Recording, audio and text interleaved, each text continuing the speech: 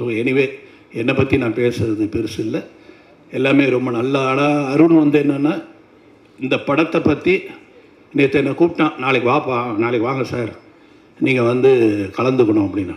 எனக்கு தலையும் தெரியாது வாழும் தெரியாது, ஏன்னா வந்து என்னையா பேசுகிறேன்னு.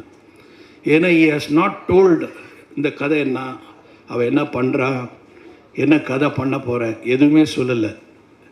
ஏன்னா அது வந்து என்னென்னா அது ஒரு புத்திசாலித்தனம்.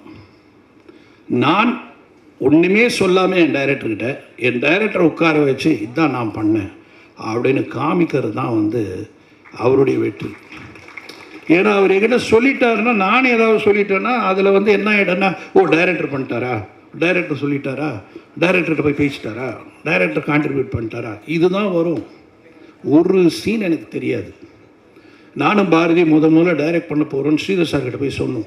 ஏன்னா நாங்கள் 3 வருஷம் தான் இருந்தோம் ஸ்ரீதர் சார்கிட்ட.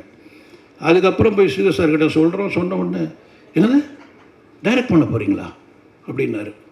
ஆமாம் சார், பன்னீர் புஷ்பங்கள்.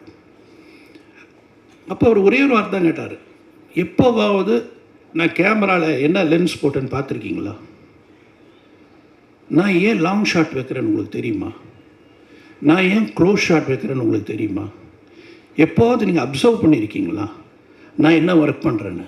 இப்போ அருண் சொன்ன மாதிரி எனக்கும் அவர் பேர் கூப்பிட மாட்டார்ன்ற பயம்லாம் இருந்தது, ரொம்ப நாளாக இருந்தது. அவர்கிட்ட போய் நம்ம என்ன பார்க்குறோம், அப்படியே யோசிப்போம் என்ன பண்ணலான்னு. அப்படி கேள்வி கேட்டார். எங்களுக்கு ஒரே அப்படியே ஒரு மாதிரி, ஏன்னா அவருக்கு என்னென்னா அக்கறை, நல்லா வரணும், பசங்க நம்ம பேரை காப்பாற்றோம் அப்படின்ற ஒரு அக்கறை அன்னைக்கு அவருக்கு.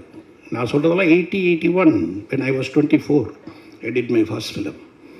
ஸோ அப்போ வந்து அவர்கிட்ட போய் கேட்கும்போது ஒரு முனைய படம் தானே ஒர்க் பண்ணாங்க, என்ன தெரியும்னு சொல்லி பயங்கரமாக இதானார். ஆனால் எங்கள் படத்தோட ப்ரொஜெக்ஷன் பார்த்துட்டு நாளைக்கு காலையில் 2 பேரும் வீட்டுக்கு வாங்கினார். வீட்டுக்கு போன உடனே பூஜை ரூமில் கூட்டிகிட்டு போய் ஆரத்தி எடுத்து எங்களை வந்து அதை தொட்டு கும்பிட சொன்னார். அந்தளவுக்கு அவர் சந்தோஷமாயிட்டார். அது மாதிரி தான் எல்லா டைரக்டர்ஸும். ஒரு அசிஸ்டன்ட் டைரக்டர் வந்து நாளைக்கு ப்ரூவ் பண்ணிட்டாருன்னா எங்களை விட சந்தோஷப்படுறவர் யாரும் இருக்க மாட்டாங்க. அந்த சந்தோஷத்துக்காக நான் 24ஆம் தேதி காத்துக்கிட்டு இருக்கேன். அந்த சந்தோஷம் கண்டிப்பாக எனக்கு ரொம்ப நல்லா கிடைக்கும் அப்படின்னு இந்த டீமை பார்க்கும்போது எனக்கு தெரியுது.